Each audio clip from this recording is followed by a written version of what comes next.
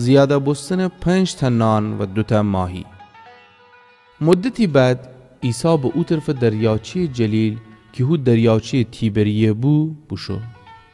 گروه زیادی اونو دنبال سر بوشویدی چون که معجزاتی که با شفای مریضان انجام بده بده بید.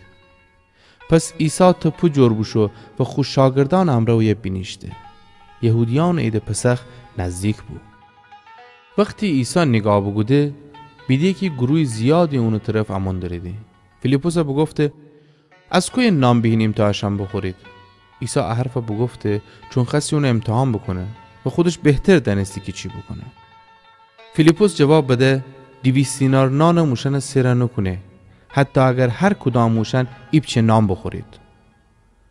200 دینار اون موقع حدود 8 ماه کارگر مزد بود.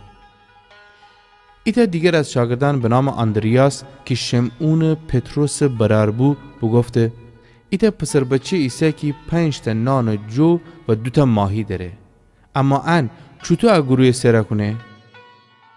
عیسی بگفته مردم بینیشنید. او یه سبززار زیاد بود.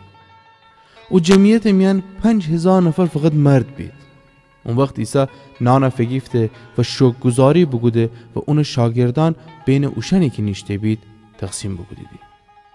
و ماهیان امره هم هو کارا بگوده به اندازه‌ای که خسیدی اوشن فده. وقتی سیر بوسیدی خوش شاگردان بگفته هر چیز زیاد با ما خورده نانان جمع کنید تا چیزی از بین نشه. پس اوشن جمع گودیدی و از باقی ماندی او 5 تا نان جو که جماعت بخوردی بید 12 تا زنبیل پورا بسته. مردم با دین ام معجزه که از عیسی ظاهر بسته بگفتیدی راستی که اون هو پیامبری عیسی که بایستی به جهان با بی. عیسی وقتی بفهمه که اوشن تصمیم داریدی اونا به زور پادشاه بکنید و جای ترک گوده و تنهایی به کوه بشد.